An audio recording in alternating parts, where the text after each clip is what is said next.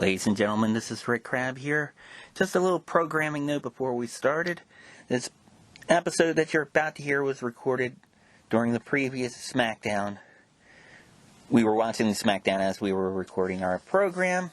This was recorded before the most recent Raw where Bobby Lashley had won the title. So that's the reason why we don't discuss it, but I can promise you on the next episode we will discuss it in detail, and as well as some other events happening in the world of professional wrestling. Thank you very much.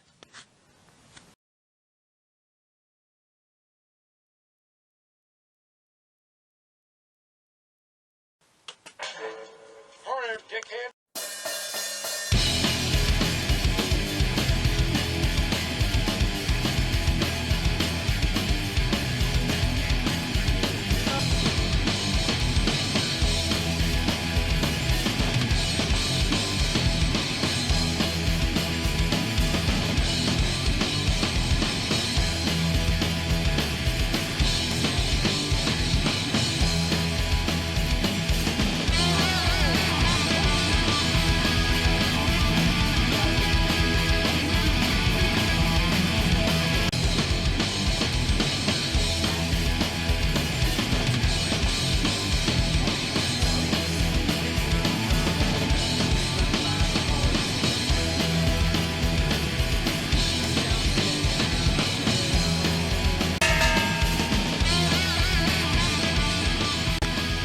Hello and welcome to yet another episode of the Grumpy Old Man Wrestling Podcast.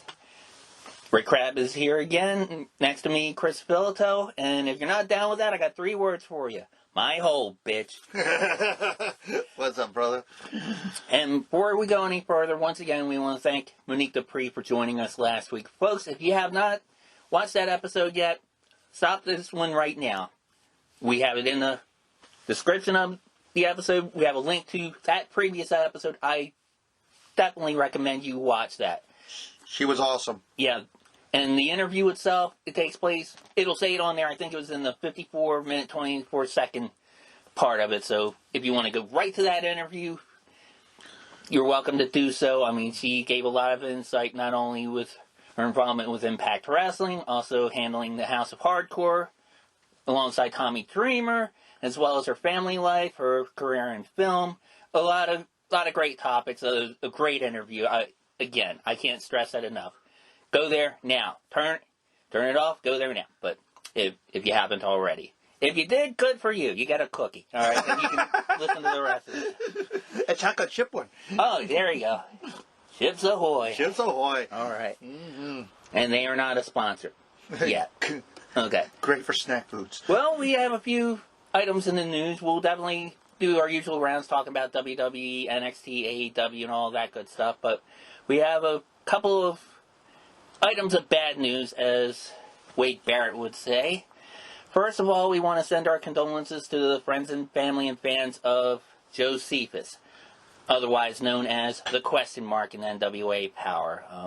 Apparently, Chrissy, he left us due to, what was it, complications due to a stroke? Something I'm hearing stroke and or aneurysm or some of that effect. The medical examiner hasn't come out with a cause of death yet. And it's a shame. He was a young talent, and I've seen several of his matches, and he had a wide range of characters. He had one where he kind of did like a Lanny Poffo Genius character, and he feuded with, not Tim Storm. Who was the other Storm? It was Tim Storm, right? Yes. So, okay. Feuded with Tim Storm for a bit there, and then when NWA Power started up, he wrestled as himself for a little bit, got quote-unquote suspended, and then put on a mask and became the question mark. And I tell you, that character was funny as heck. It's gold. It was pure gold. Yeah, including his attire, which was actually that color. Well, folks, before we go any further, just to pay a little bit of tribute, I'm going to play a little footage of Joe Cephus as a question mark, where he actually at an NWA pay-per-view sang the Mongrovian national anthem. It was hilarious. But again, we're not doing it to mock Joe Cephus. We just think it was entertaining, and I think you'll like it too. And we'll play that for you, and then we'll come right back. Rest in power, brother. Cabana for the national championship. But before we get there, here's a man who's Aaron Stevens is very familiar with the question mark. Oh, Aaron Stevens is out with him. He's got a new outfit. Is that a key? I believe so. What's he got in his hand? Is that some sort of torch? Are we going to have a torch burning ceremony? This match scheduled for one fall with a 20-minute time limit. Introducing first, being escorted to the ring by Student Stevens, this is the question mark. Stu, I saw you talking with Aaron Stevens earlier in the broadcast. Do you have any answers as to why he's got this gi and this black belt? He was just called Student Stevens. Look, I was desperately gathering notes on this one. It turns out that Aaron Stevens picked up Mongrovian karate about 3 weeks ago. He's already become a third dan black belt in just 3 weeks, which is almost impossible, but Aaron Stevens managed to do it. Turns out his sensei, his master, is this man himself, the question mark, who is in fact a 10th dan in Mongrovian karate. Can you believe it?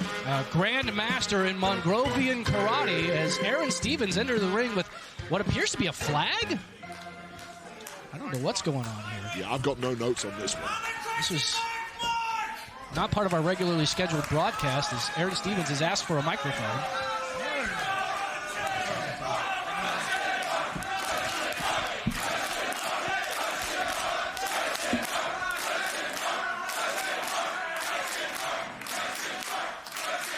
Tonight is a shutout!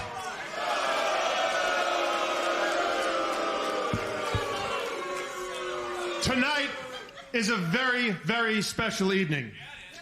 And to commemorate this unbelievable event here in the NWA, the man that you all know as Question Mark, the marvelous, mysterious, masked martial artist, a man I affectionately call Sensei Question. Shut up!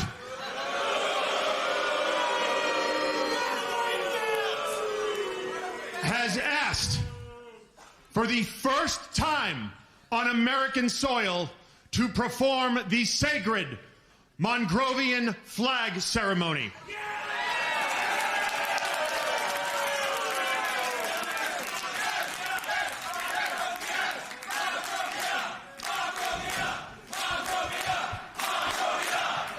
This man is not only a master of karate,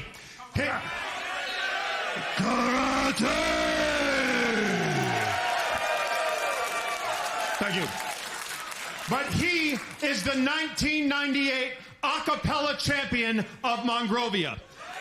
I ask that you all remain silent for the unveiling of the Mongrovian flag and the singing of the Mongrovian national anthem. Should we stand, Stu? Yeah, I guess we should stand. Anthem. Yeah, national anthem. Be respectful.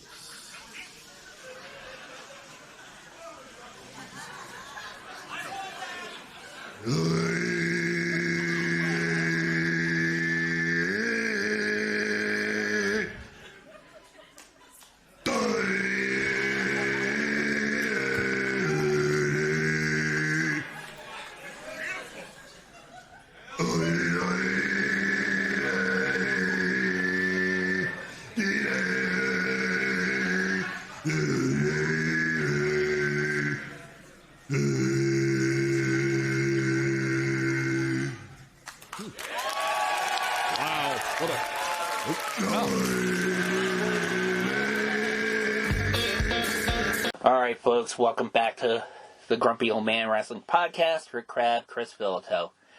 Okay, so as we mentioned about Joe Cephus, we have another bit of bad news. Chris, you just stumbled on this just before we got on the air. Hold on a second, I'll bring it up.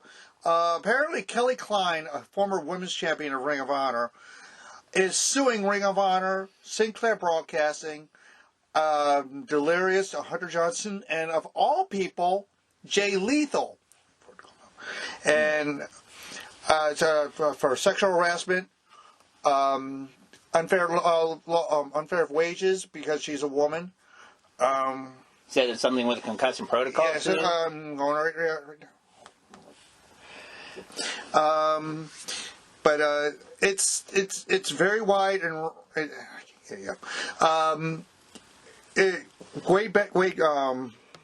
Wade Keller and Uncle Dave probably will have it. Like I said, I can't get this thing to work right now. Sorry. Don't worry about it. It's just freezing up. Wi-Fi's being a heel right now. Yeah, Wi-Fi's being a heel right now. And basically, she said she's not paid. The women are not getting paid as much as the men. She said there were people there who got her dismissal after there's no concussion protocols at all in Ring of Honor. When she got a concussion in October, she was let go in December of 2019, and they said there were people behind that, and she named names in this lawsuit, and one of them was, I forgot his real name, but we know him better as Jay Lethal, who was the top name in that company. But it gets nasty. It gets very nasty, very nasty, very nasty, very nasty. Well, I'll tell you what, folks. We'll post a link to that in the description of the video itself. So Chris, while you do that, why don't you literally send me the link to my as a DM, and I'll post that. Okay, I'm going to give it to you. None editing. Yeah, All right. That thing's just freezing up on me. But, tonight? Yep. Bianca's going to decide, supposedly decide between Asuka and... Thank you very much. Speaking of which, I watched the Broken Skull sessions with Sasha Banks. And what did you think of it? Excellent interview. The woman has a brain for the business, a definite brain. I think I could see her going further after her wrestling career. I mean, I could see her as like a GM character. Right. I could see her as a booker. I could honestly see her as a booker. I mean, I honestly could see her as a booker. It's very possible. We didn't, again, when you see these interviews, these backstage interviews, like with Bayley, you didn't hear Bayley, you heard Pam. Right. You don't hear Sasha, you hear Mercedes. Mm-hmm. And she talked about how she got the boss name. You know how she got the boss name? Her cousin, Snoop. Oh, okay. Because everybody calls Snoop the boss. I see. Yeah. And it was an interesting interview. If you have the WWE Network, find it before it goes to Peacock and gets lost in its menu thing. And it's an interesting interview. She even talks about the Mandalorian. When she got on the Mandalorian, she says her phone hasn't stopped ringing. She's getting moved. She's getting offers. She's only 28. She's only 28. She still has her career ahead of her, and this could be something to fall back on, like The Rock and John Cena. Right, because he even mentioned when there was a time where she was talking about leaving the business altogether. Yeah. Well, she talked about she didn't go per se what happened Mania when her and Bayley dropped the tag titles, because we all know there was stories about backstage stuff where they were having tantrums on the floor. She left. She went to Japan and one of the Yoshi Girl dojos out there and trained. Right. And she learned all kinds of new stuff from that aspect, which I thought was interesting to listen to. I didn't know like every others, she came from the indie scene. She came from Chaotic Wrestling, who I think is an East Coast thing. I think it's up around Boston where she's from. Right. I might have to look into Chaotic because it sounds like an interesting promotion the way she was describing things. Yeah, I'm sure it was. I mean, I'm sure they have something. They may have some clips available on YouTube or even in their store or something. Or even if you go to Fight TV, or you can go to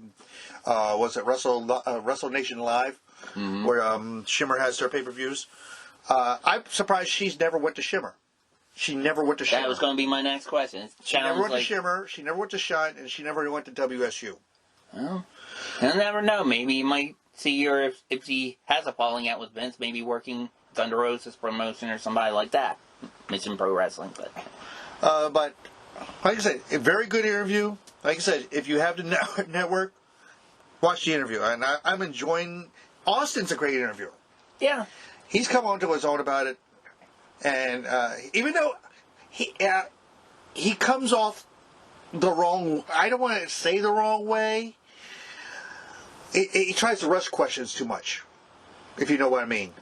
That might be time restrictions for that network. Plus, he's been on podcasts for a while too. I mean, so How about we want to do an Uber?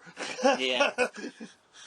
And I mean, you know, before I guess WWE picked it up, he had his own show where he was actually trying to fit in time for commercials and ads, like Uber and right. Man Greats and all that shit. Yeah. Right, like YouTube programs that actually do have ads and sponsors and nudge, wink, wink. Wink, wink, We're wink. waiting for that day one day, hopefully. But anyhow, well, I mean, he's a good interviewer. I mean, I like him on that show on USA where he has the celebrities, you know, going out like just doing man stuff. Yeah, everything from driving cars to driving boats and to playing with basically redneck toys, I guess, you know, for lack of a better term. But now, are we going to talk about the elephant in the room that cashed in a certain briefcase? Well, you say elephant, Jim Cornette calls him a frog, but yeah, he's going to be scrossed like he lost Frogger. Yeah, either way, watch out for that tree. Yeah, Elimination Chamber. Yeah, The Miz cashed in the Money in the Bank, and I'll tell you the truth. I mean, what was your reaction when I sent that message to you that he won? I got one word back from you. Ugh. Yeah, I'm not thrilled about it, but I can kind of understand it as far as that part of it, as far as, okay, sure, you want to get a heel that you don't like so you can root for a babyface like Drew McIntyre or somebody to get it back from him.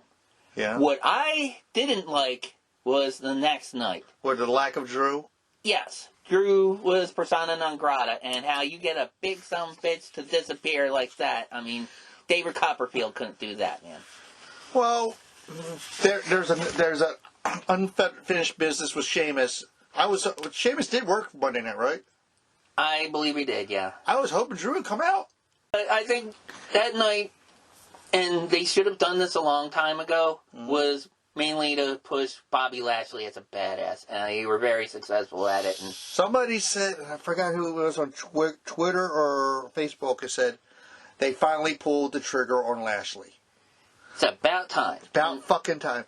I watched Elimination Chamber, and this is exactly my take on it, on what happened.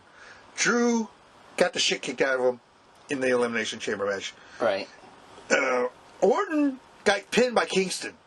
Yeah. Which shocked the living shit out of me. No Venus Interruptus, no Blissus Interruptus, nothing.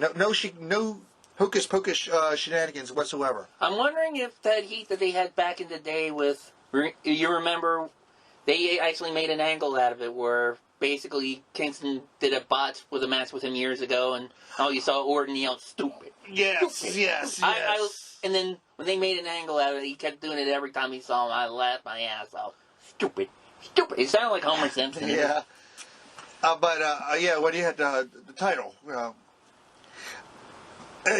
Kingston looked like $1 million in it, like always. Mm-hmm. And they wouldn't be.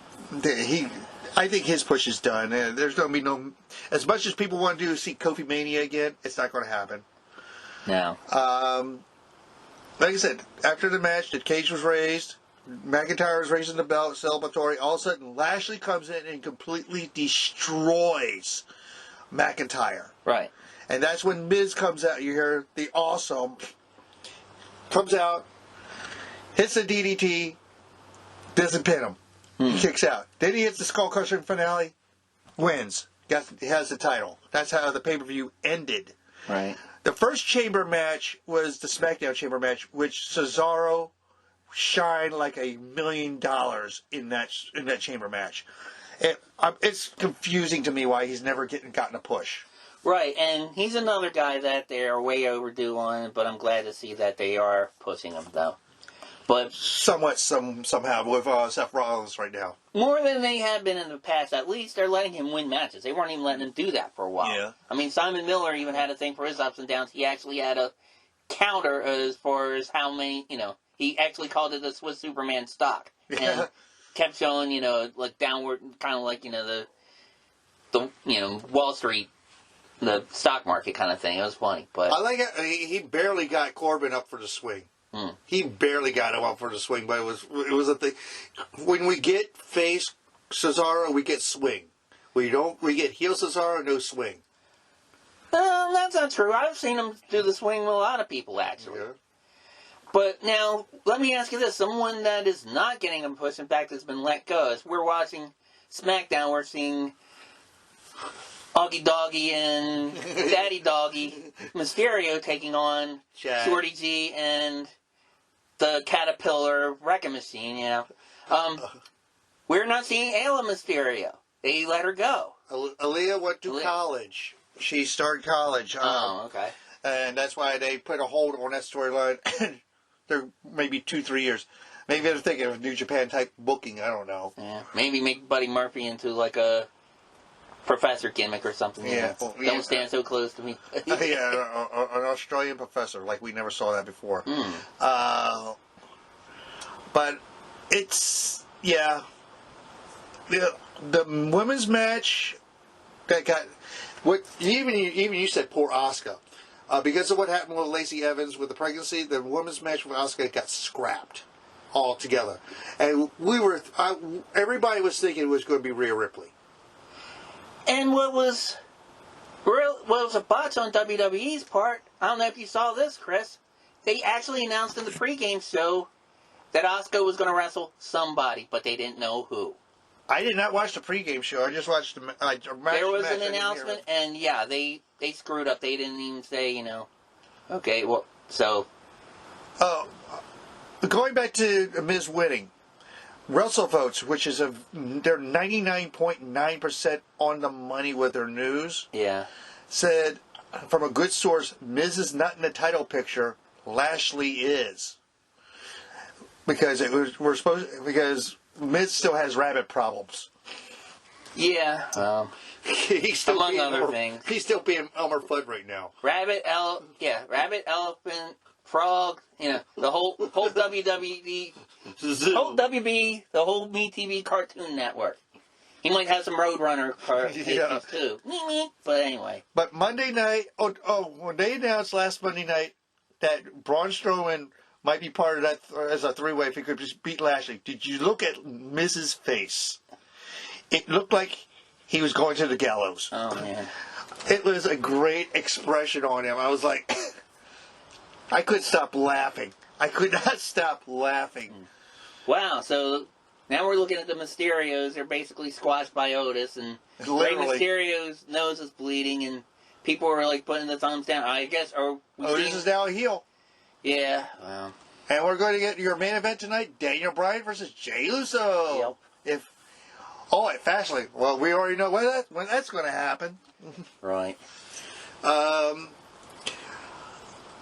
loved Lashley's promo Monday night. Yeah. They finally let him speak.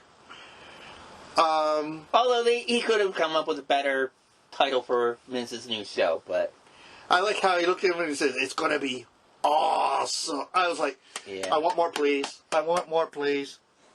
Whether they could, it's kind of like the line Bruce Campbell said, good, bad, I'm the one with a gun. Yeah. Good, bad, we want the belt on Lashley still. We want him to win it. It's a shame. I like McIntyre as a champ for that brand, but Lashley should be a monster. He should, he should be like Brock Lesnar, except a Brock Lesnar that actually wants to work full time, But yeah. Excuse you. Excuse me, yeah. Sorry about that. But the rumor I'm hearing about Mania, and we all know we're going to see a murder, burial, and a funeral service all Monday night at Tropicana Field of The Miz. Unless... Did you see what Miz did on that backstage promo? No. He pulled out his phone and started texting. Do you think we're going to get run in theater Monday night? Maybe. Because from what I just read today, John Morrison has a leg injury. Do not know the extent of it. Mm-hmm. So if he's out, and it was supposed to be a tag match at Mania with him and Morrison against the Trix Bunny and Damian Priest, that may be scrapped. Or it might be turned into a gimmick match. Okay. And also, the other thing that gets me is we might get Braun Strowman and Shane McMahon. And it looks like they're slowly bringing Shane McMahon back with an authority. God, I hope they don't do that. But He is a bump machine. He's a bump machine. That's a consistent thing about WWE. It seems like whatever fans say they don't want, that's what they want to push. What did Shane say when the whole family came out a couple of years ago? You're all going to be the authority. Yeah, bullshit. Yep. Bullshit. My late father once says, don't try to out bullshit a bullshitter. They're trying to out bullshit a lot of bullshitters out there. Well, I mean, hey, it's in his blood. What can I say? Yeah. But Shane O'Mac might even be listening to this. From my understanding, I think he lives out in Montgomery County, not too far from here. Really? So, yep. If we're going to get Shane and Braun probably as that one of those special attraction matches, and then we're going to get Shane being the bump machine that he is at almost 50 years old now. Well, Stain's doing it at 60, so I mean. Yeah, I'm surprised he took that powerbomb 2 weeks ago on AEW. I am too, and with the neck he has right now. Yeah. And then we'll get to AEW a little bit, because there is some. Yeah, we have news about huge news. Yeah, oh yeah. Yeah. Which a whole lot of news. Yeah, a whole lot of news. And it's very big. Yes. But overall, I enjoyed the Elimination Chamber. Believe it or not, it ended just after 9:30. Mm-hmm. So I could watch my regular shows afterwards and go to bed at a decent hour and wake up for work the next day. Good morning, dickhead. Yeah, good. Hi, putz. Yeah. It started at 7. I think the women's tag match was okay. Who did Shayna and against Bianca and Sasha? Yeah. It was okay because it's Nia and Shayna. Mm-hmm. We've seen it there before. Are we seeing him embrace his roots now? Apollo Crews? The Nigerian and Ugandan thing? No, I think he's just being a... He's being a dick. Healy McHeel, yeah. Healy McHeel. Right. But going back to the whole Miz thing, do you think we're going to have run-in theater from Monday night? You don't know, because that's the thing. Anything can happen in the world of wrestling. World Wrestling Entertainment. You know, so because it's so day to day there. I mean, even if you didn't have the injury with Morrison, they might change something up at the last minute. Who the hell knows? Because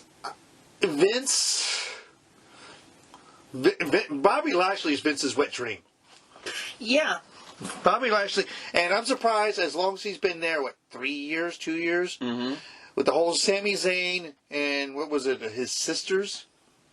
Yeah, that was ridiculous. Yeah, that was ridiculous. The whole Rusev, Miro, Lana thing, and then Liv Morgan, they never pulled the trigger on that. The Hurt Business is the new Four Horsemen. I agree. And the angle you just mentioned about them not pulling the trigger, that's because they pulled the finger on that one. That was horrible. It's like, Yeah. I mean, and Lashley's been eating shit for 3 years there? After he had a very successful run in TNA, him and MVP, the Beatdown Clan is basically the Hurt Business is the Beatdown Clan. Right. He also had a very successful mixed martial arts career. Yeah, in Bellator, right? Yeah, and even his earlier run in WWE, one would say he had to eat crap in WrestleMania. He had to wrestle on behalf of Donald Trump. I mean, come on. Yeah, and shave Vince McMahon's head. Yeah. Well, he wasn't going to go in a hair versus hair match against Umaga because, I mean... Yeah. Yeah, the man has no body hair whatsoever. The rumor that's going around now about Mania is a double Vince wet dream. Right. Somebody might be coming back to challenge Lashley. Someone also a former UFC champion. Yeah. Well, I mean, I guess it's too cold for him to hunt now. So. Yeah. Bork Laser might be coming back. Yeah. That's the money match. Everybody's been asking a Brock Lesnar versus Bobby Lashley match. And I keep telling them to stop, and people just keep persisting anyhow. Brock, stay home. Go deer hunting. Go go fuck Sable, and I'm not saying that as disrespect to you, because I would too, okay? You had like 3 or 4 kids by her already. Right. Okay, well... Hey, you know what? There's two more will make a 6-pack, okay? Because, just whatever. And going to John Morrison, we're going to talk about his wife a little bit, who just signed with the Performance Center. She started this week. Okay. So we're going to see Taya Valkyrie. I don't know what her new name is. I don't know if they're going to keep the name. We're going to see her probably sooner than later. Because she's already, she got trained in Canada. She got trained in Mexico. And she's a Canadian Latina. Oh, Lord. Yeah, so she can speak probably French, too. Okay, kind of like Maurice, but, Maurice, yeah. Yeah, I'm just worried about them, coming up with a name just based on what you had told me. I mean, now, I can see them changing Taya Valkyrie because they were probably afraid of copyright because that... Of Impact, yeah. Well, not Impact, I was thinking Marvel Comics. Yeah. But... Because she's been with Impact, 10... She's been there for over 5 years. Right. Great talent. I think she's fantastic. Yeah, I think she fits in with that stacked, and I mean stacked, women's division down there. Well, that kind of surgery isn't cheap, but... Like I say, I could see her against Io. I could see her against Mercedes. Mm-hmm. I could see her against Tony. I could see her against, who's the top women? Dakota or Raquel. Yeah. Now, I want to get to March 3rd for NXT. Well, we'll get to NXT last week first. The destruction of the Undisputed Era. You're right. Adam Cole, we waited all night for Adam Cole to show up. Mm-hmm. Before that, we had the no disqualification, no count out, Karrion Kross versus Santos Escobar. Did you hear what Regal said to Escobar if he didn't show up? No. If you don't show up, you're suspended indefinitely and we strip you of the title. This is not for the cruiserweight belt because obviously Karrion Kross is no cruiserweight. Right. Karrion Kross beat up basically 3 guys in the match. Because it had him and his... I forgot what the faction's called. Something. I forgot what it's called. Right. And it's... it was a great match. We're supposed to get this week on March 3rd because both shows are supposed to be... Both AEW is supposed to be a special show with the Shaq match. Mm-hmm. And then you got Shayna and Nia going down to defend the tag belts against Dakota Kai and Raquel Gonzalez. Do you see them losing the belts in NXT? No, I don't. Because you think Raquel needs more time cooking in the oven down there? That, and I don't think they're ready to pull the trigger on Dakota? On my, yeah, or on my whole and Shayna Baszler, so no. Yeah, because if you saw the promo, Baszler's promo went up to Kai and says, "That's a scared little girl whose arm I broke." Right. Because that was the scariest spot, one of the scariest spots I ever saw in my life. Mm-hmm. I like Dakota. I like what Dakota's become. She's a great heel. Raquel Gonzalez, again, they're building around her. Right. Because she's going to, since Rhea's being called up, she's going to be the next thing. The thing that bothers me about the Rhea Ripley promo, the video pieces we've been seeing. Yeah. We already know who she is. She's been on Raw. Mm-hmm. Why are they doing this? Because the typical WWE short memory thing. Yeah, they think. Well, again, Vince thinks all his fans are trailer park trash. Yeah. Well. Trailer park trash, and they have the attention spans of 5-year-olds. Yeah, and he should be the last one talking about that right now. Who's gotten the 3-week push this week? Say what? Remember Wrestle Talk and even One Culture said the pushes even on Raw have been lasting 3 weeks, then they're gone.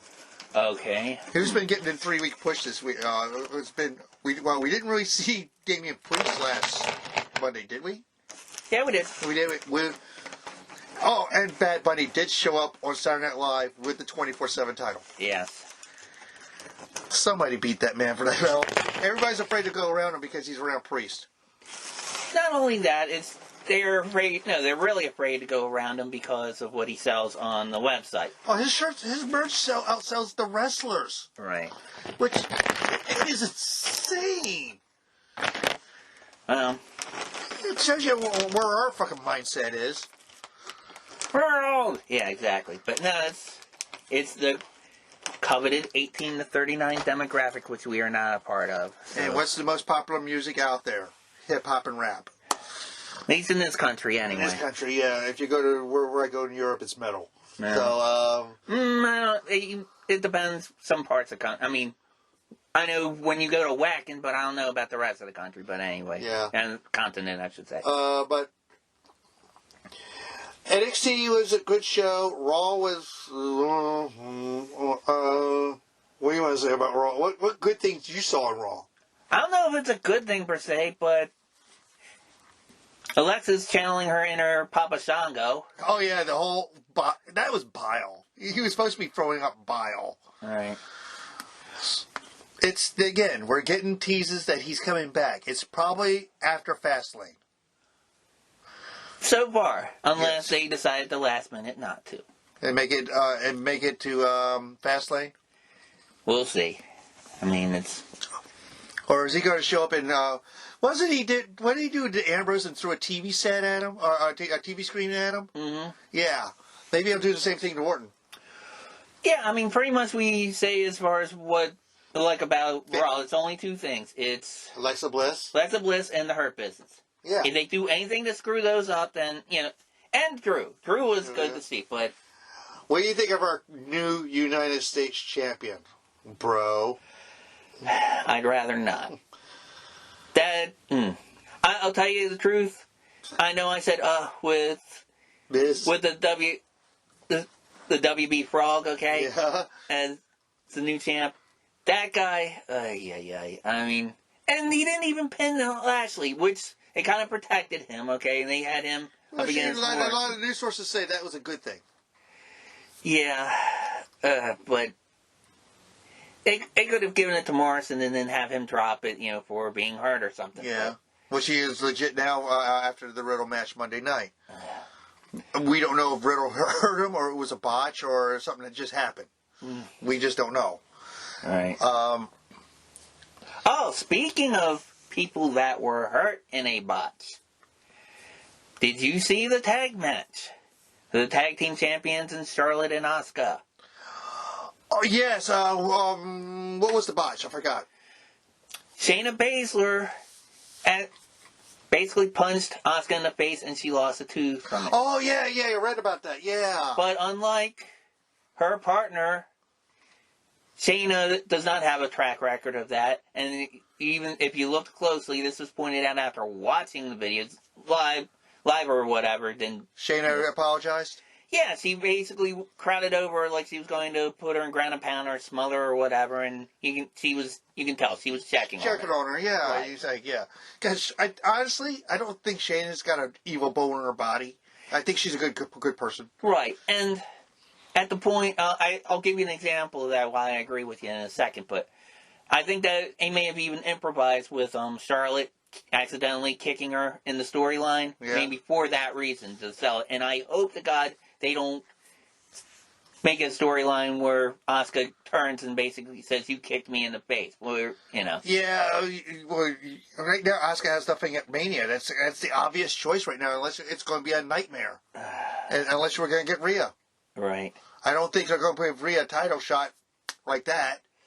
Well, I mean, as much criticism as we have for the WWE, at least their wrestlers look like adult women, okay? Unlike unlike when we go to their elite competition in a little bit. But one thing I want to mention about Baszler, though, I mean, I agree with you, but there's another example of that. I remember when she first came to the main roster, and a lot of people were complaining. Some guy actually complained is that you made my daughter cry or something like that. Oh, right? yeah. She came up with the best response, staying in character, but still trying to be kind of like nice to his daughter. It's like saying, well, you know what? You should tell your daughter that I'm a very mean person, and anybody who would say something like that is a mean person. So, if you want to raise your daughter right, tell her not to do, Do what I do, yeah. Unlike MJF, who is just laughing hysterically and just making laughing me or some shit like that. But, I mean, you can tell some wrestlers will do that, though. I remember years ago with Terry Funk, when he had that feud with Ric Flair and he put the plastic bag over his head to try to suffocate him. Yeah. He actually said in a promo, he even said to him, I went out of my way to hurt that man. You kids out there, don't any of you try this. You could hurt or kill someone. That's what I tried to do to Ric Flair, so. I love that. I remember that, yeah. Yeah, so. But, like I said, Shayna, in an interview, I forgot with who's, they asked her who her dream opponent would be. Guess who her dream opponent would be? Who? One of the 4 horsewomen, the main one. She wants Ronda. Oh, okay. Could you see a pro wrestling match? Yeah. With the predetermined everything, a match between and a well-booked match between Shayna and Ronda. How would you like that? Well, I would like it. I don't think it'll happen, though. I mean, probably have as much of a chance of her wrestling against the Great Moolah at this point, so. Well, you know who Ronda's training right now, right? No. Piper's daughter. Oh, really? Yes. Piper's daughter is being trained right now by Ronda Rousey. Matter of fact, who stepped in and helped train Piper's daughter was a certain cowboy from Tennessee, a beer-drinking cowboy from Tennessee, who's former TNA world champion. Oh, really? Oh. Yeah. Sorry about your damn luck. No kidding. James Storm. Okay. Yeah. That's, Well, I remember seeing her in a battle royal at one of the AEW pay-per-views, so. Yeah. I'm surprised that she's in it and not Piper's son Colt, because he had an MMA career for a while. It's like when I met him in Horrifying, he was still fighting. But is he anything like his dad? Not really. Not as brash and loud? No, not at all. Okay. And this whole thing with Apollo Crews, this is cracking me up because it reminds me of what Jericho said. Well, as soon as you wear a scarf around your neck, you're a heel. So. Yeah, basically, yeah. And maybe Apollo's saying he's better than everybody now. But now, I want to talk about Tuesday night. I watched Impact. Of course you want to talk about Tuesday night. Everything's with Impact with you. Go ahead. Scott D'Amore finally recognizes the TNA World Heavyweight title. Matter of fact, Cousin Jake, used to be known as Cousin Jake, now Jake something, took on Moose for the TNA World Heavyweight title Tuesday night. Right. Great match. You had a house fight. That's all it was a house fight. Yeah.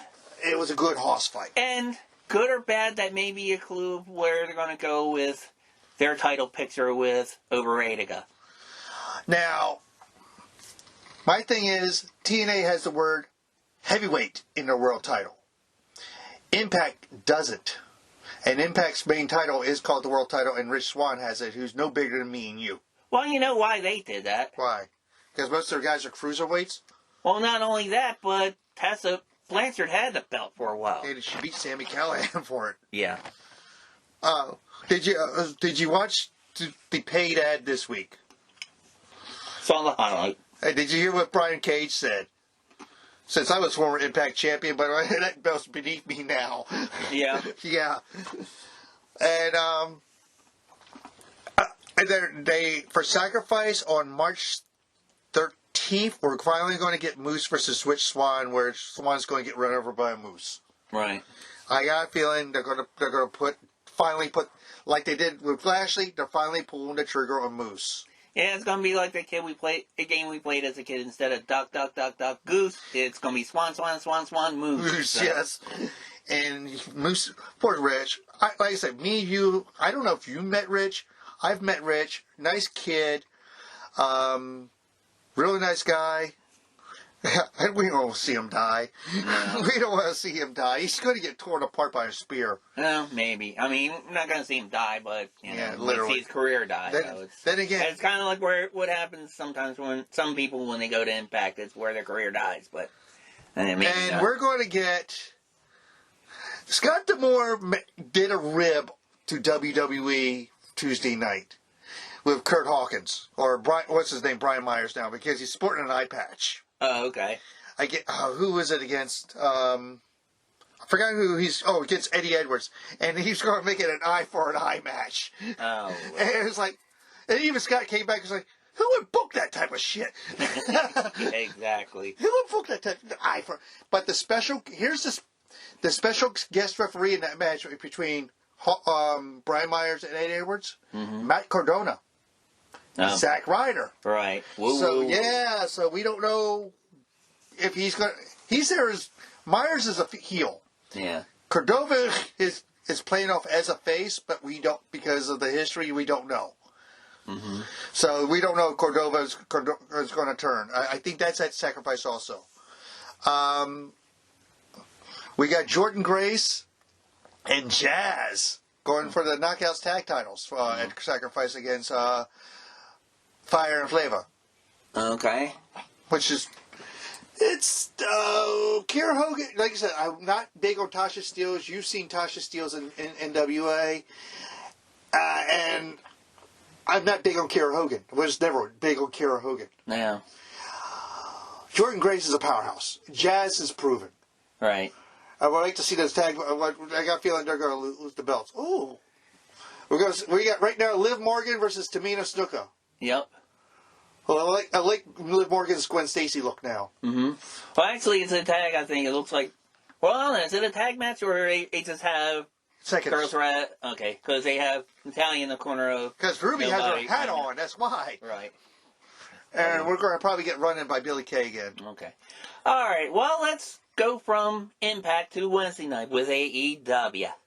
All right. So. Few observations with that match. What did you think of the women's match between Nyla and the Pittsburgh favorite Dennis? Two heels going in. One observation I made: where was Vicky Guerrero? That's a good question. Who's Nia Jax's? Oh, no, Nia Jax. Who's Nyla Rose's manager?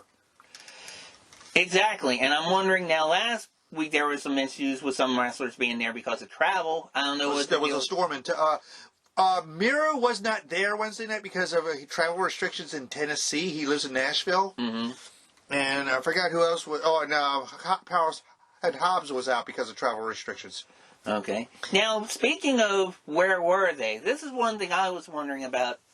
The whole angle between the Young Bucks and Jericho and MJF, who were supposed to face each other for the belts in Revolution. Yeah. They had this thing where... Their Mr. and Mrs. Young Buck went to see their baby bucks, okay? And they met them backstage, and they posed with their pictures on the back of the truck. Mm-hmm. And then later on, you see the Young Bucks, they run in to make a save against, I think it was the rest of the Inner Circle beating them. I think it was... Cutler, yeah. Brandon Cutler, the childhood friend. Then you go to the AEW-tron, and you see Jericho and MJF say, "Hey, Bucks, look what we got." And basically they're bloodying Mullet Buck, okay? My question is, what did they do with Mama Buck? Good question. You had the whole thing with the best friends. They made her mother the star. They thought she was going to be the new Miss Judy Bagwell. Okay, where is Mama Buck? The thing is, we knew if you obviously look at it, the blood is fake. It's ketchup, basically. Yeah. He wanted the blade. He wanted to blade. That's what I heard. That's what I heard today. He wanted to blade and he could have done better just giving himself another mullet, but... Yeah. It's stupid. It's just... we don't need to get MJF or Jericho over anymore as heels because we know they're dickheads. I don't think it's about getting them over as it is the Young Bucks jerking themselves off. That's what I think, personally. But it's all right. There are a couple of Tongans in their future once the restrictions are up. Mm-hmm. We all know they're coming. But I'm wondering about that, though, Chris. I'm wondering if they do come, people are thinking, oh, my God, it's going to be a civil war. I have a feeling they're going to join up with... The Elite, Super Elite? Mm-hmm.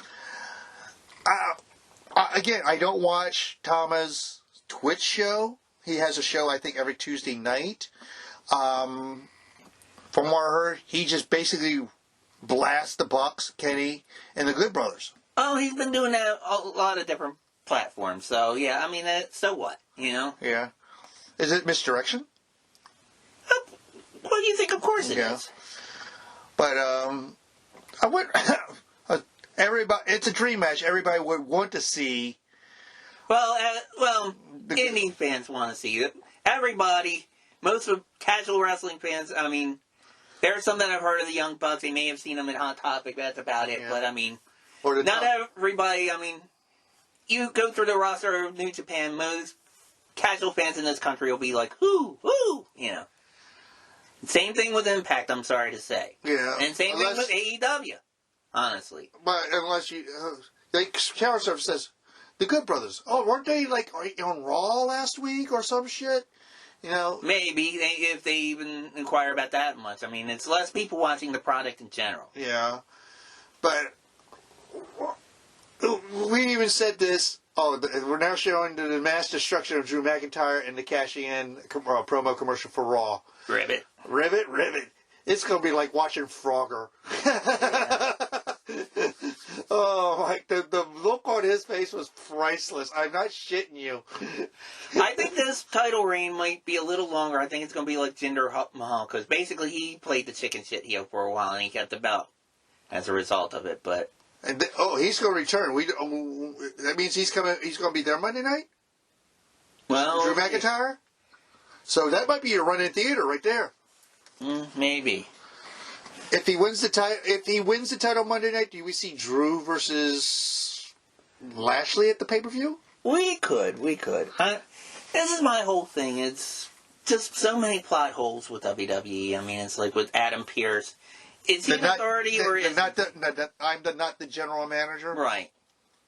Why is it that he's an official and he makes? Yeah, for SmackDown, it's like Roman Reigns can tell him what to do, but Raw, it's like, okay, we'll lay the law down, you know. Yeah. Pretty much. Yeah. Well, let's see. We'll get back to AEW. I didn't want to go too far around that. Now, here's the thing. Another little bait and switch. Why the bleep did they move the Riho versus Thunder Rosa to Bleacher Report instead of putting it on their regular show? Again, they don't know how to book women. Again, I don't think they know how to book, period. And even though there are rumors that Tony Khan's supposed to be getting Booker of the Year by some publication. Well, Tony Khan kind of left a hint of who's coming soon. He won't say when they brought out the name Thea Trinidad, who we know better as Selena Vega. Mm-hmm. Her no-compete clause ended about almost 2 weeks ago. Right. Khan's like, I'm not good. I didn't do the math, but I don't know if no complete clause is up yet. So if it's not up yet, I'm not going to talk about it. Okay. She's coming. Yeah. She can almost say she's coming. Right. And the fantasy booking, like I said on the last show, is would you rather have her manage Santana Ortiz? Interesting. They're all from New York. I'd rather see her wrestle, to be honest. Yeah, because like I said, she's a former Knockouts champion. Yeah. A Knockouts tag champion with Sarah Stock. They don't need any more heel managers. They need women in that women's division. Because you said yourself, Nyla Rose and Britt Baker. I saw botches in that match. Yeah.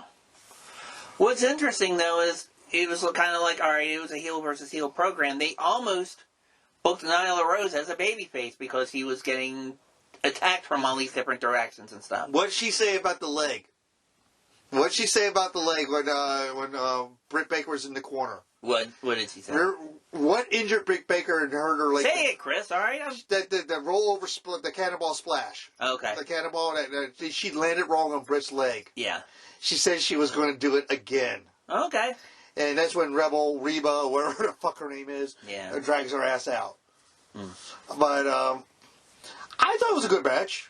That was a good match. They gave it time, which surprised the living shit out of me, but they gave it time. And by the way, AEW, you don't have to make every goddamn match have the picture-in-picture. That's what you do with everything. And it's annoying as hell. The NXT's doing almost the same thing now. Yeah. She does look good in a suit, doesn't she? Oh, yes. Yeah. Sonya Deville. Sonya Deville, yeah. She looks good, period. I was crushed when I found out that, well, she's part of the LGBT community. No offense. I mean, it's what she wants to be. Good for her. Yeah. But for those of us that aren't, it's not good for us. I'm sorry. I always say, let you do you. Right, exactly. Yeah. Other than that, the Rey Fenix Lance Archer match, I don't care who they put. It's a two-man dance in those matches. He could make anyone look like $1 million, and he's fantastic by himself. Oh yeah, definitely. They both are in different ways, but yeah, I'm a fan of both of those guys. So yeah, at first I thought it was kind of a mismatch, but no, I thought it was an interesting match. So. But the strikes he was doing was fucking dead on. Made him look so real and so good and so impactful. Right. And Archer being the monster that he is. Yeah. And I like how Jake. I like how he leaped over Jake. Yeah. To get to him. And what was it? Excalibur? He said Jake's 6'5". He was hunched over. Jeez, it was. Yeah. He when you're hunched over, you're not going to be that tall. Mm-hmm. Speaking of Jake, and if we can jump off of AEW, I want to talk about Dark Side of the Ring coming up. Well, I mean, if you must. I know you like to talk about AEW about as much as I like to talk about Impact, but One of the things they're going to talk about is the Smith family, Grizzly Smith and his 3 children. We all know who his 3 kids are. Right. Rockin' Robin, Sam Houston, and Jake Roberts. When was the last time you saw Sam Houston? 80s? And it's probably about as how old he is now. When was the last time you saw Rockin' Robin? Local, when we saw her back in the 90s at MEWF? That was probably the last time, yeah. I think I actually got my picture taken with her or something. But yeah. See, a real nice girl. Mm-hmm. But, and wasn't she a former NWA Women's Champ? Yeah, I know she's had titles of a few promotions, I believe, yeah. That'll be interesting. But the the 3 glaring ones, I want to watch the Nick Gage one, because we all know the story about Nick Gage and the bank robbery. Mm-hmm. FMW. How are they going to talk to Anita? They could. Oh yeah, so you're going through the list of. Yeah, I off the top of my head, I'm doing this. FMW. They're going to talk about XPW and Rob Black. Mm. Are they going to cover what happened to Messiah? They should if they do that, because I mean that story is. If there's ever a story that's Dark Side of the Ring, God knows it's that. The story for the younger people in the audience is apparently XPW was a promotion out in the West Coast to rival ECW and even CCW down the road on the East Coast. Rob Black also ran a porn company. What was it called? Extreme Associates. Extreme Associates. And some of the talent just blended together and did either or, like Christy Miss and Lizzie Borden, right? Correct. Apparently, the story going around that Messiah, who was the top name in the company, was messing around with Rob Black's wife, which is Lizzie Borden. And this is on America's Most Wanted, and you can find this on YouTube, anywhere on YouTube. Apparently, William Welch is Messiah's real name. William was playing video games at his house when 2 thugs broke into his house, beat the shit out of him, took garden shears and took his thumb clean off, and took it with him. Now, you know it, I know it. That was a hit. Yeah. And you know Rob Black did the hit. Mm-hmm. Well, we don't know that for sure, okay, but it's alleged. Yeah. It's alleged. Another thing about XPW. Remember when ECW did that Los Angeles pay-per-view? Yeah. Do you remember what happened during one of the... they had some of their guys try to run in or something. Yeah, on a shoot. This is I think it was during the Carino Lynn match. I think it was. I don't remember the match, but I remember them doing it. I remember Supreme. Was it Supreme, Christy Miss, and was it Christy Miss or Crystal Miss? Christy Miss. Christy Miss, Supreme, and a couple of the other guys were sitting ringside. And from what I heard afterwards, both locker rooms are in the parking lot. We're getting ready to beat the shit out of each other. Right. I think Heyman, cooler heads prevailed, and Heyman got his guys out of there because they're in enemy territory. Yeah. The XPW one in itself is going to be a very interesting one. Right. FMW, what do you think? What because of Hayabusa? What happened to Hayabusa? Maybe Hayabusa, Onita, just a promotion in general. But I think another thing they might want to talk about when they get back to XPW, if you remember, they had that free-fall match with New Jack and Well, even when Grimes. New Jack talked about it in his Dark Side of the Ring, where we honestly think he tried to kill Oh, yeah. Big Grimes. Yeah. Yeah, I mean, New Jack has said directly, He wanted to toss him off there and make sure he was impaled on a ring post. Right. Because New Jack's crazy. Yeah. I don't know. When does Dark Side start back up again? In March? Yeah, I have no idea, but we're watching Sasha Banks saunter to the ring. yeah. And Miss Hairwhip is supposedly deciding who she wants to fight. But if she's on this show, come on. It doesn't take Sherlock Holmes or Scooby and the gang to figure it out. Come on. Obviously, yes, she's going to go after Kyo Shirai. Come on, man. Well, Charlotte won last year, won after Rhea. Damn. Yeah. But, like I said, she knows how to work. I will say it about going back to the Austin interview. She knows how to work. She knows the business inside and out. Mm-hmm. At age 23, she was part of that three-way at WrestleMania. Right. At 23. Oh. Yes. There's some three ways I wish I would have been in. She's wiser. To me, in this business, she's wiser beyond her years. I think she is. I think she really is. And I could see her, if she continues, as a booker or as a producer, or even running her own promotion. Yeah. She could. Yeah, or even help Rosa down with hers. Now, I'm going to try to find... Are there matches on YouTube from Rosa's promotion? I haven't looked lately. I wouldn't be surprised if there weren't. Yeah. I think they may even have like some kind of pay service too, if not. But I'm sure there are plenty of matches. I have seen. Actually, if you go onto Rosa's Twitter, she's had some promos and stuff from there. I know I've seen those. So. Now we hope Rosa beats the living hell out of fucking Rio, because I don't even understand why she's part of the American bracket. She's Japanese, even though I think she lives here. It's because people who are wrestling in this side. It doesn't matter if they're actually American, but it's just people that happen to be wrestling the matches here. Though it's just Well, she is doing a 6-woman on the Japanese side over there. Yeah. Now, another thing I want to talk about is I'm going to be watching New Japan this weekend. They got their Osaka Joe Hall shows, the Castle Attack shows. Mm-hmm. Well, she made her decision, like we knew it was going to be. I like how they're looking at Reginald. But Hiromu Takahashi, who's the junior heavyweight champion, tore a pectoral muscle at one of the Road to shows. Mm-hmm. He is giving up the junior heavyweight title. He will be out for 6 months. Right. His stablemate, I know I'm going to butcher this, Los Ingobernables. Ingobernables. Yeah, that too. L.I.J. Billet. Yeah, L.I.J. His stablemate, Bushi, is going to take his place in the match against El Fantasmo. Okay. Then a third voice was heard by El Desperado from Suzuki-gun. Mm-hmm. El Desperado is a masked wrestler, does the white contacts and everything, and he's pure Japanese, and nothing Mexican about him but the name. He's a really good cruiserweight. And it's going to be a 3-way for that belt.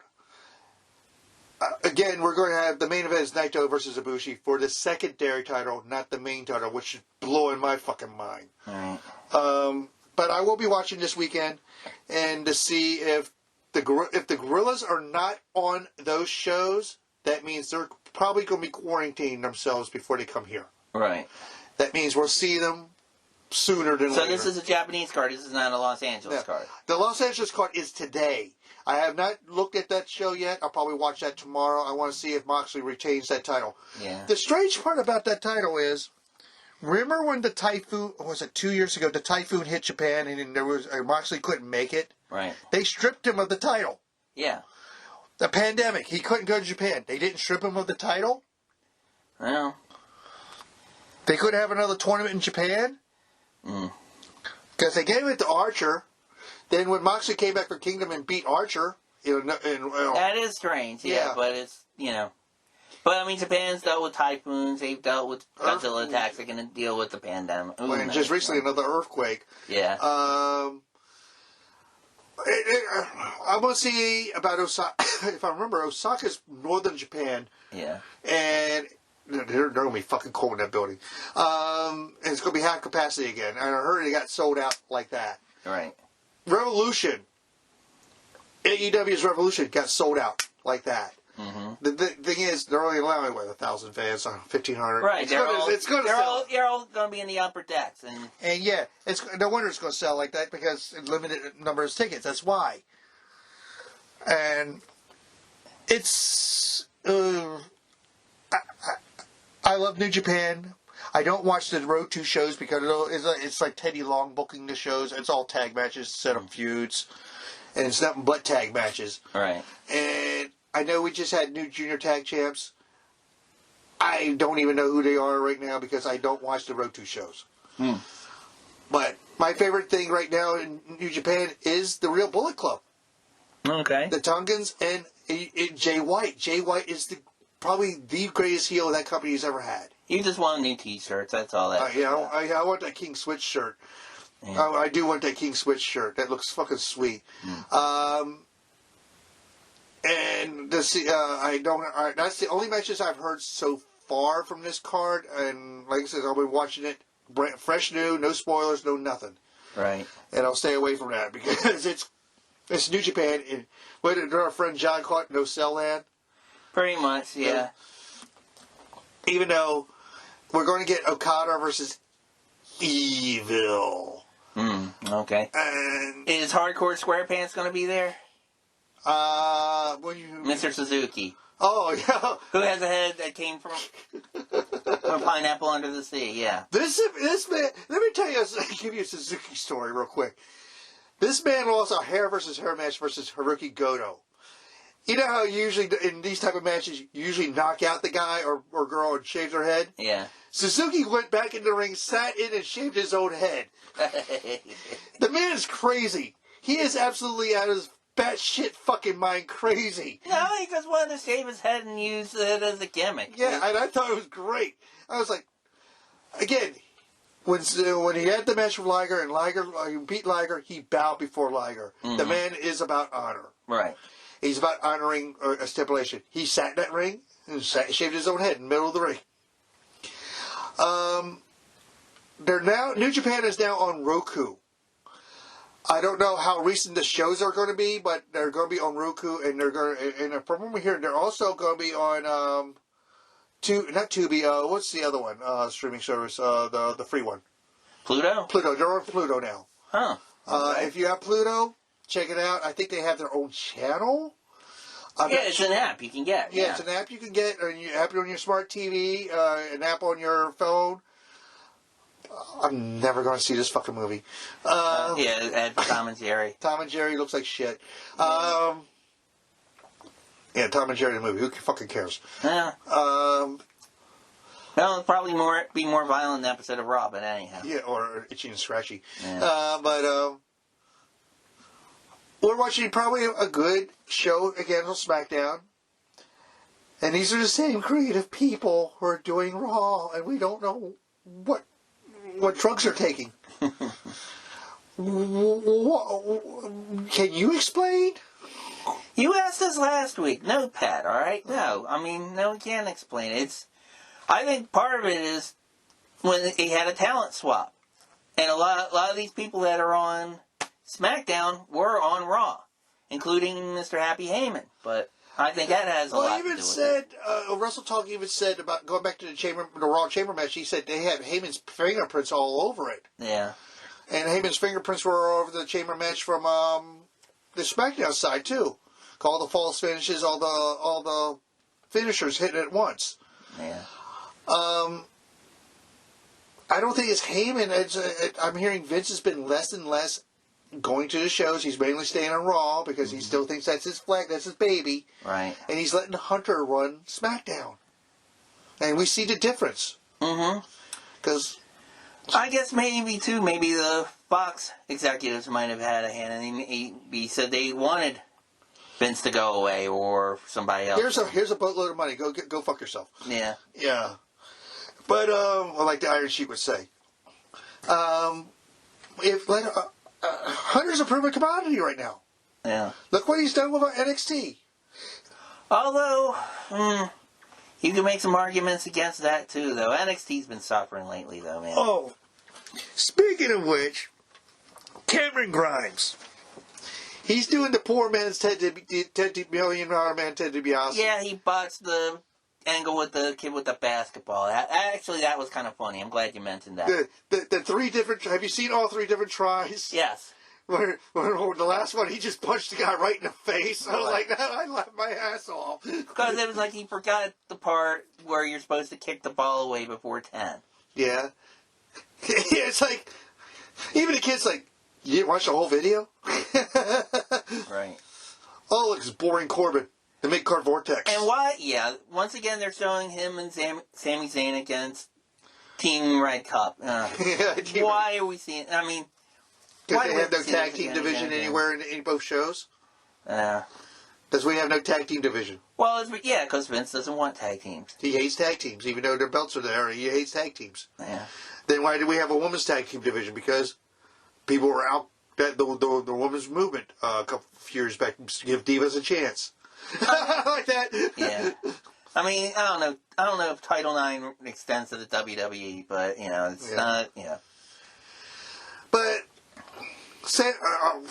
me agree both. Sami Zayn is a joy to watch. He's hilarious. I love his promos.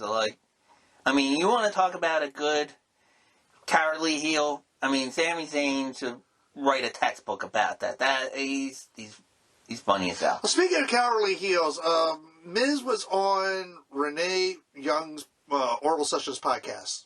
And they talk about the infamous promo on Talking Smack. Yeah. Where it was basically a shoot promo. Oh, yeah. And he thought, and even Renee thinking Daniel was going to legit pop him in the mouth. Right. Because that was legit heat. Mm-hmm. Miz knows how to play an audience. Miz knows how to play fans like a fiddle. Right. You know what? Oh, did you read the tweet from the Miz Angry Girl? No. The Miz Angry Girl said that was 10 years ago. She loves Miz as a heel. This is the girl that famous scowl when he wanted to slam me. Right. Okay, we got to see the wife choose her opponent. Now we're seeing the husband, Montez Ford, in the ring against Sami Zayn. And the dirty dogs are watching. I like the shirts, by the way. Yeah. I do like the shirts. Speaking of which, what do you think of Dolph Ziggler's brother in AEW? He looks a lot like Dolph. I haven't seen enough of him other than that. I mean, he looks like a typical guy that they're trying to bring up through dark, more or less. But, he looks pretty good. He was on Dynamite. Who did he take on Dynamite Wednesday night? I forget. It was in the first match, but yeah. Yeah. What do you think about Sting?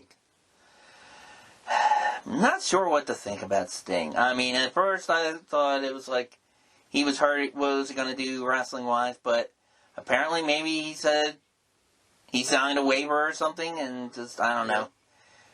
He took that powerbomb 2 episodes ago, and then last week all of a sudden now he's the all-conquering Sting. Yeah. Again, he's 61 years old. Right. How much can a 61-year-old man... Even though Ric Flair, his retirement match was, 10 years ago? Well, did you see that behind the scenes from last year's Empty Mania? What? Wherein he was teaching Gronk how to leap off of that podium thing or whatever. Was it Sting? No, Vince himself. Oh, yeah. He's like, this is how you do it, pal. And then he jumped up there. And it's like... And that's why the people who do dumb shit like that, because they figure, okay, if 100-year-old Vince McMahon can do it, I can do it. Yeah. I've seen a lot of kids do stage dives. Yeah. Yeah, because your son-in-law's a metalhead? Yeah, well, he wouldn't know what a stage dive is. Is that like taking a bow pal at an old play or something? Yeah. Oh, did you notice that they changed Damian Priest's finisher's name? What did they change it to? From The Reckoning to Hit the Lights, which is a Metallica song. Yeah, he's hanging out with... A rapper. Yeah. And what is this choke slam called? The South of Heaven choke slam. Right. He's a metalhead. Yet he's being paired with a rapper. But because they're both Puerto Rican. Oh, God. They're both from the same area of Puerto Rico. Well, I think they're trying to give him the rub, and the fact that Bugs Bunny's selling more merch than Yosemite Sam and Porky and the rest of the WB crew and the WWE, they're trying to give him a rub, I guess. So. Do you see him having that 24/7 title until after Mania? Yeah.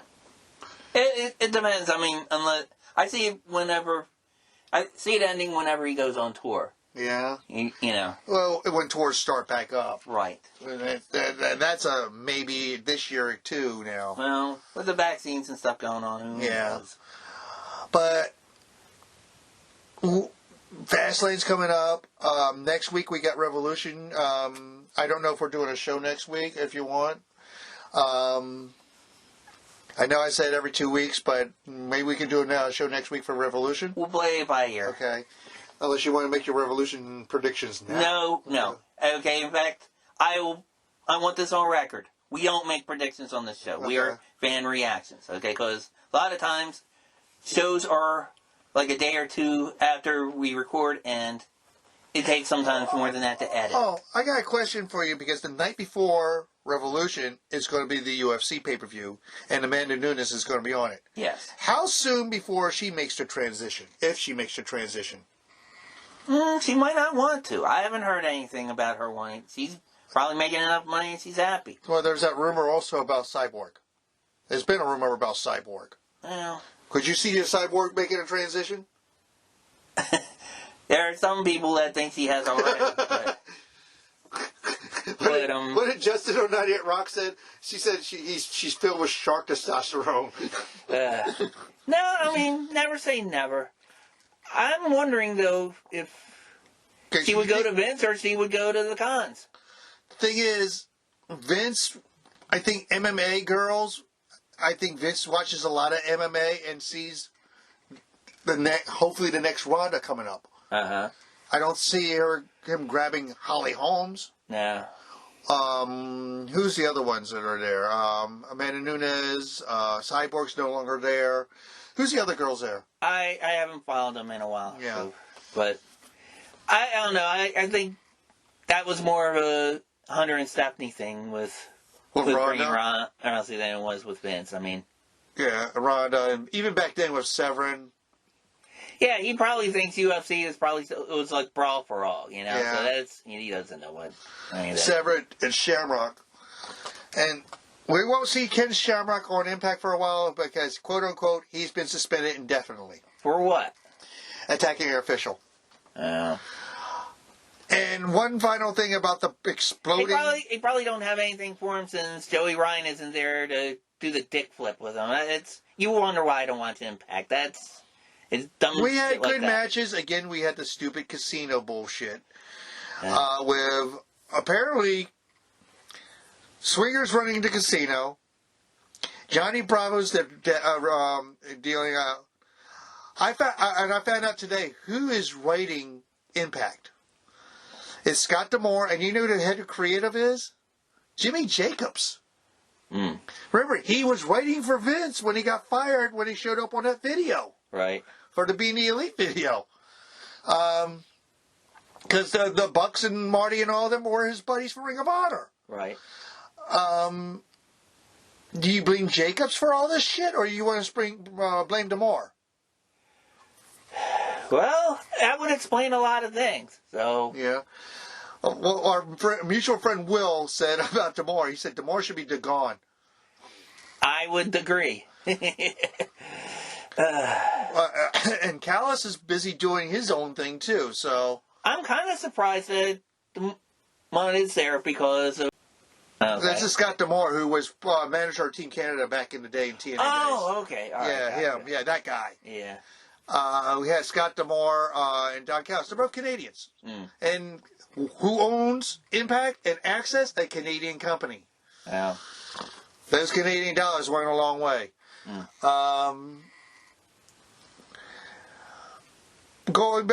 I said, going to the exploding barbed wire match, do you think this is a great way to write Moxley off of television so he just in time for the birth of his kid? That's interesting. That's a good question, actually. I didn't even think about that. That's probably why they're doing that. Because Renee's probably due in maybe about a month or so. Damn. That's a good fucking swanton, by the way. That was a good swanton hit, but it's like, he basically gave Sami Zayn a shave with that. It was like, that could have been painful for both. That frog splash he does is fucking awesome, by the way. Yeah. But it's not 5-star. Well, you know what? I don't think I'd want to be 5-star anything, you know. With the Sub Meltzer likes, it's kind of like, you know what? It reminds me of friends of mine who, like, say some superhero movies are better than others, but they'll say they won't like one movie that I like, but then they'll say they like Ben Affleck's Daredevil. That's how I think about Meltzer. Now seeing Caleb Braxton, it just reminded me of something that was brought up on Wrestle Talk. They're now controlling their content on the talent's content on Twitter now. Complete control, where they can't mention any third party anything. Oh, jeez. Yes. The first one will be a talking to. Second thing will be a suspension, a fine, and the third will be a suspension and a firing. Well, you know what?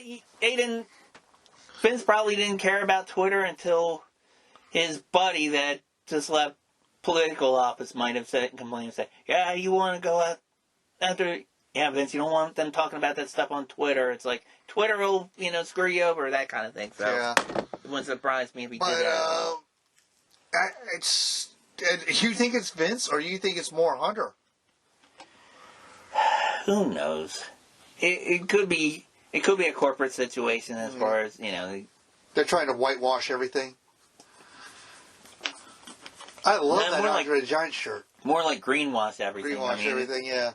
Speaking of which, I love Brian's shirt. Yeah. The yes movement with the trees. Mm-hmm. But them taking control of everything on social media, they can't. Well, one, most of those people say the WWE own their real names. How can they own their real fucking names? Yeah. It's a mess with them. I mean, I think they might just be doing it just to cover their asses legally, too. Yeah. So, cause true. And if something does go out, they can't, What's this? It's either...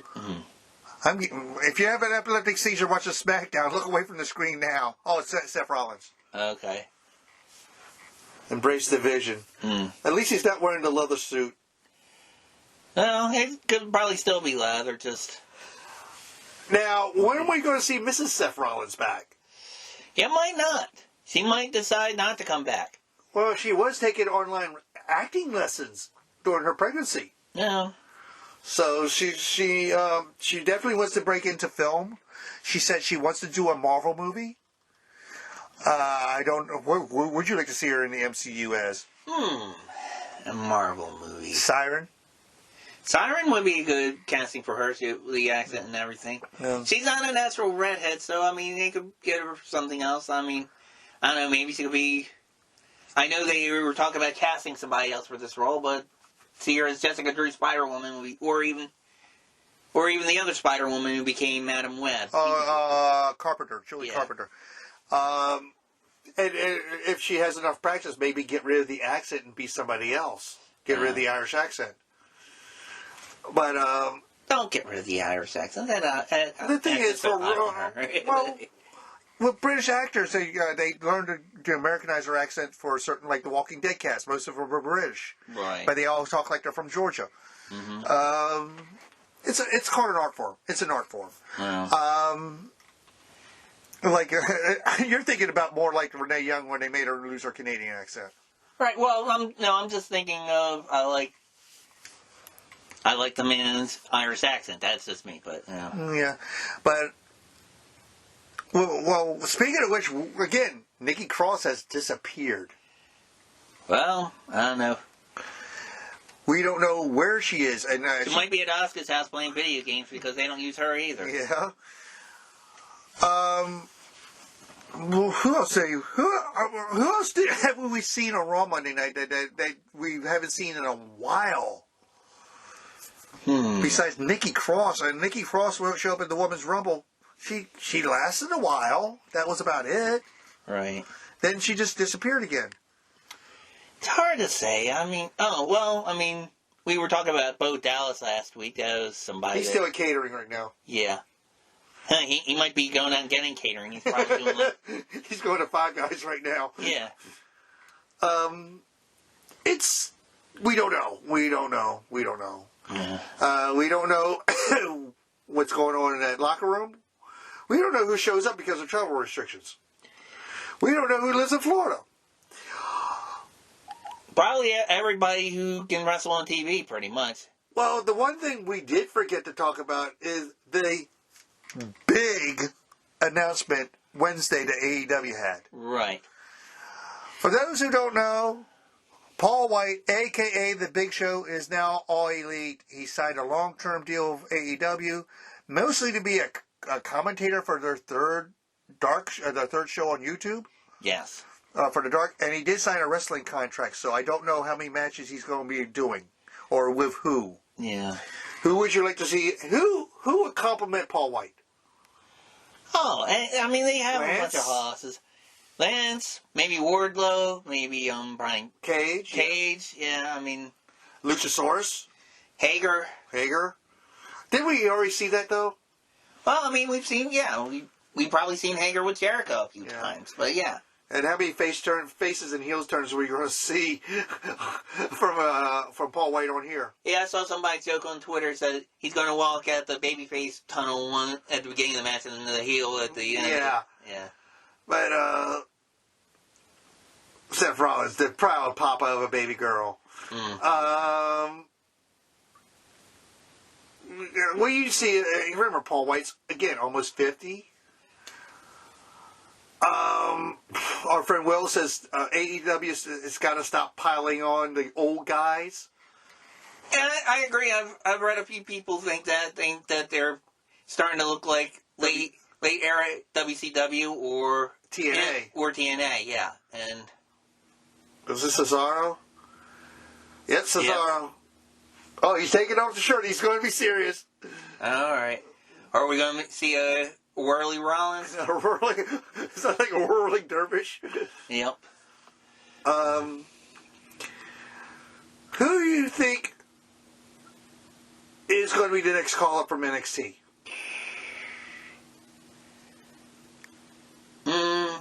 Maybe Cross. No, what? If Cross comes up, that means she's got to come with him. No, not. Yeah. That's very possible. Because Vince likes blondes and cotton panties. And she can wrestle too, so put her in the women's division. Yeah.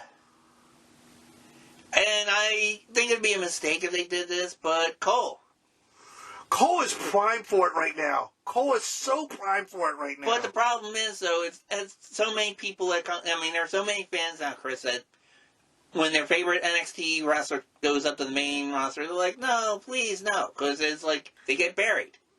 Like Seth did in the beginning? Mid-carders, unless you're like that idiot Riddle, so. Well, the guys who came up through NXT. This man and these two guys in the ring in particular. Right. Roman Reigns, Bray Wyatt, Sami Zayn. Then again, Sami Zayn came for the Indies. Cesaro came for Keith Lee. That's okay. That is another thing. Oh my God. You were mentioning before about guys. I just thought of him. Yeah, guys in Raw that you don't see for a while. We don't know why he was cut from the triple threat match. No, it is a big fucking secret. Nothing's been said about anything. Khan family, if you can, send the Jaguar mascot over to his house. Yeah.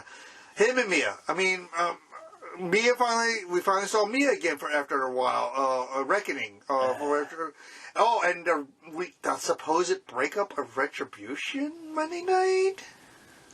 If a breakup of Retribution falls in the woods, does it really happen?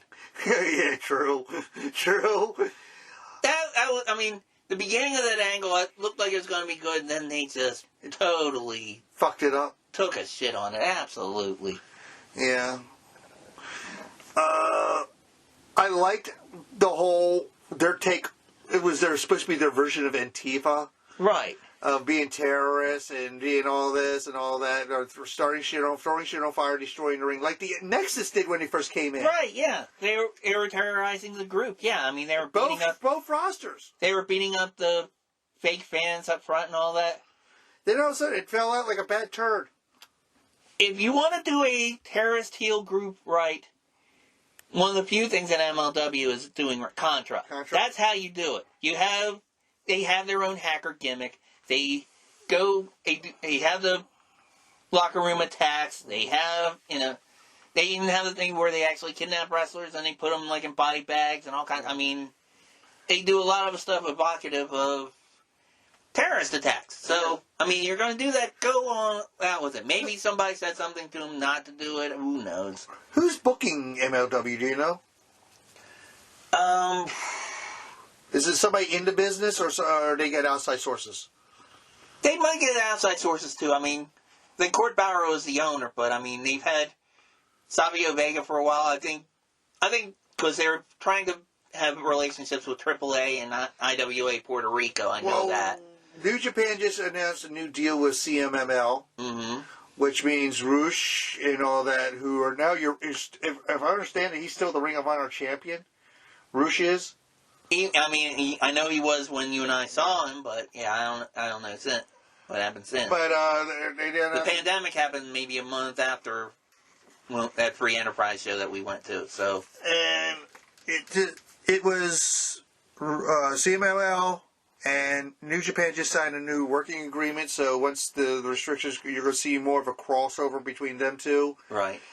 AAA is also working with AEW, so again, there's that crossover interpromotional thing. All right, here we go. We have a whirling dervish, a whirling Rollins.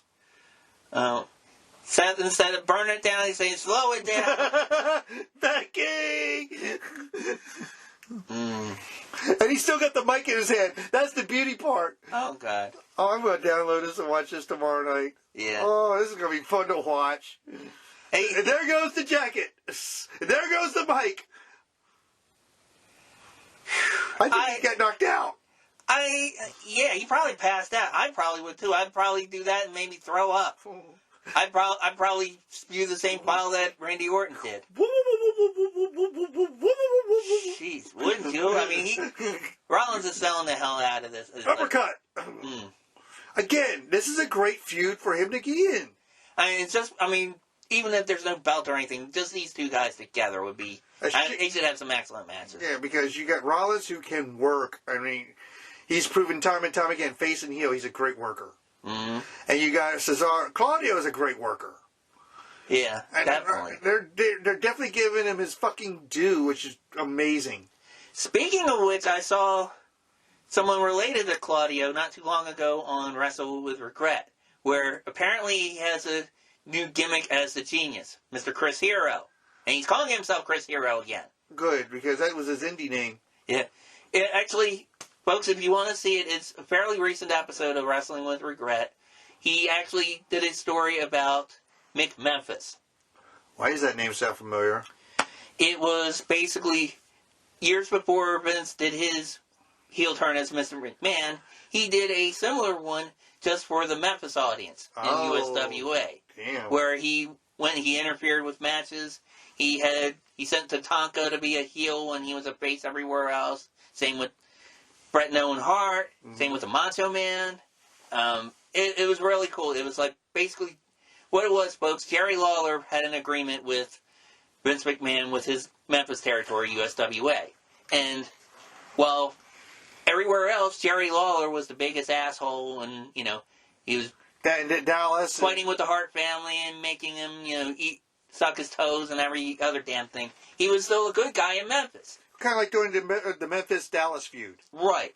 And basically Vince McMahon, who a lot of people back then, this was before the Montreal Screwjob, or he didn't officially announce himself as the owner of the company or anything like that. He was just thought of as just the main announcer. Yeah. So he went down What there. a maneuver! And he cut these excellent promos for the Memphis people. He kept saying how rude you people were. Jerry Lawler has halitosis, which is appropriate because it smells like the rest of the Mid-South Coliseum. Going on and on. Just This go. is Vince? Yeah. Great. Look up McMemphis on YouTube. I'll post a link to that as well. Yeah, please Really do. good stuff. And I mean, I was watching it anyway because there was a website, and I might actually get videos of this down the road. I think they're called 70stv.com, which basically has all of the old Memphis TV. You can get volume. Really? With Lance Russell. Lance Russell. And What a drive! in the early 70s, I mean, you see Hulk Hogan early in his career, Beefcake early in his career. You see... Why do they call him the King? Because he beat them all. Oh, yeah. You saw all the promos with Andy Kaufman. Oh, my God, yes. It's absolute gold. And by the way, the USWA late TVs sucked compared to the early Memphis TVs. Where, I think a lot of it is because Russell wasn't there anymore. But Russell wasn't there, and I think weren't they doing the Memphis Mafia at the time with Lawler and Jarrett? yeah, and then you also had the thing where you had Dundee's Kids, PG-13, and all that other... And feuding with the Von Erichs in Dallas. Right, yeah. Which... Still, I wish I still had that tape of of Super Clash. Oh, yeah. Because a very young Jeff Jarrett versus Eric. As it were now, where is Eric Embry? Because I thought he was great in Dallas. Right. You mentioned about the Jerry Lawler being heel everywhere else and being face in his own company. Right. Tony Khan, the paid promos. He's being a dick heel in the paid promos, but in his own company, especially with the Brody tribute, which he broke kayfabe anyway, he's a super baby face. Yeah. Is it the same thing? There's maybe some comparisons. I would say no. Mainly because I don't think Khan is being a heel to the fans. He's just basically talking shit about Impact. He said, I feel like I'm playing fantasy football. Yeah? Well, yeah, this is my playland. Unfortunately, so the fans of the Jaguars would be agreeing with that and wish he could play real football. Yeah. Do you think, and I asked you this the last time I was when Bev was here, do you think Tony Khan is a better owner than Vince right now? No. No? No, for this reason. Tony Khan didn't generate any of that money put into it. It was his father, yeah. Vince, I mean, yeah, you could say it's a similar argument. Maybe his father started that company, but Vince made the money. He's making it now. He bought that company from his father. He didn't inherit it. He bought that company from his father. And as much as we don't like what he's doing with the product, I mean, I said this last time. If you were a stock owner of that company, you'd be paying to join the Kiss My Ass Club. Because he is making some money. I mean, he's making shitloads. If I was a head executive at NBC Universal, I'd be Fox. I'd be testing whoever agreed on that deal to be taking some drug tests right now. Oh, the Peacock deal? Oh my God, yeah. $1 billion for how many years? 5 years, they said? At least, yeah. It's, And again, I'm hearing problems with the Peacock network that if you type in certain people, you can't find their name. They don't pop up their shows. Yeah. Like I said last time, Amy Poehler. Somebody put it up on Twitter. If you type in Amy Poehler's name, Parks and Rec does not come up. Right. And that's insane. That's her staple show. Mm. And or her being on SNL, which she's been on SNL forever. But if you go to before the network goes to Peacock, if you type in, say, Hulk Hogan, you'll bring up every Hulk Hogan match since the beginning when he started the beginning of Hulkamania. Right. One name you type in, they'll ask you who's this. Is Chris Benoit. Yeah. I can only imagine she's like, this name does not exist. Now you type in Hulk Hogan and it'll put up an old episode of Saturday Night Live with him and Mr. T. But... Yeah, just to prove that he's not a racist. Yeah. I'm sorry, I have something in mind. Basically, young goth redheaded lady in the second row of the TV screen. Oh, I see her too. Yeah. Anyway. Down boy. But what do you want to go close with? I think you just answered it. Yeah, I Right just there. answered your question. Yeah. No, I don't know. I mean, I'm looking forward to Revolution pretty much. Too bad the bars are not open. We can't go to a bar to watch it. Well, that's not true. They're opening more at capacity. It wouldn't surprise me if Jimmy's actually did something with Revolution. I hope they do. Oh, speaking of which, I don't know if you saw this on Facebook, but Chris Jericho actually posted that him and his son were eating seafood from Jimmy's. Like Asuka did on her YouTube channel? Yeah, except he was catching some... People were teasing him about it because he had, like, steamed crabs, and he had a mallet, but he had them, like, on a nice dining room table with plates and everything, like he was getting it from a restaurant. And people were like... No newspaper? That's what people were teasing about. It's God. He's like, dude, you gotta have the newspaper, you gotta have the brown paper bags, and, and then there was an argument between... whether you should boil crabs or steam crabs. And, depends on what area of the country you're from. And, Chris, I'll tell you the truth, I've had both. Yeah, and really, there's no difference, really. There is no difference? It's water vapor, and it's the same. Zatarans and Old Bay are both made by McCormick, and it's the same goddamn season. Well, my dad used to steam crabs, and he would put a can of beer in it. Right. There's beer, and it's like a little bit more vapor. Yeah.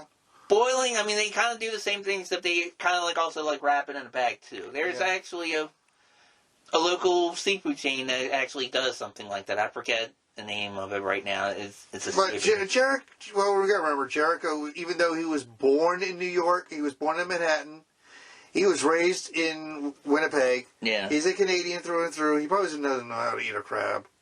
He probably had to go to YouTube or somebody. No, he was probably taught by Jimmy's. The boys love to go to Jimmy's and I've even heard cases where they'll be going to cards in Philadelphia or New York. They'll stop the night before. They'll go to Jimmy's. I think I mentioned this on the show. I was at Jimmy's for Elimination Chamber last year before everything got shut down. Yeah. Elimination Chamber was in Philadelphia. Mm-hmm. The curtain jerker match on the pre-show, I forgot who they went up against, but it was Kurt Hawkins and Zack Ryder. Right. During the show, they show up in Jimmy's. Mm. They were there. I actually talked to Zack Ryder. Zack Ryder seems a little bit on the douchey side. Yeah. Kurt really seemed cool. Okay. Talking to him.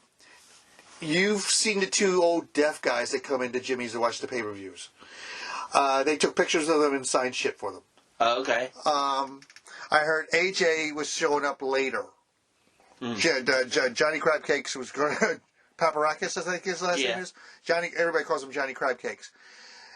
Was going to keep up the a place open for the guys to come down later. Because I think Raw was in D.C. the next night. Mm-hmm. I heard AJ did show up. No matter what promotion you're in, when... Was it Full Gear was here? When Omega and... Yeah. That's when the fight happened between Excalibur and Havoc. Jimmy Havoc. Mm-hmm. It was at Jimmy's. Yep. When the Tongans did an MCW show, where'd they go? Jimmy's. They actually had the IWGP heavyweight tag team belts drawn on the bar. Mm. If I knew, I would have gone. I wanted to have a picture taken with those belts. Yeah, there you go. Yeah, and meet the Tongans. But then again, you might have left without an ear or a nose or something too. If their dad was there, yeah. Yeah. So in turn, we're looking forward to Revolution. I'm looking forward for the UFC next week also. Mm-hmm. I'm looking forward to Sacrifice in 2 weeks, which I'll probably wind up watching. Oh, and Tommy Dreamer's one of the bookers now too. Who? Impact. It's Tommy Dreamer, Jimmy Jacobs, and Scott D'Amore. Okay. And we don't know who's booking what, doing what in there, but I do know Jimmy Jacobs is the head writer. Mm. And then in closing? In closing, like I mentioned, folks, hope you enjoyed this episode. Please go to our previous episode with Monique Dupree. Great interview there.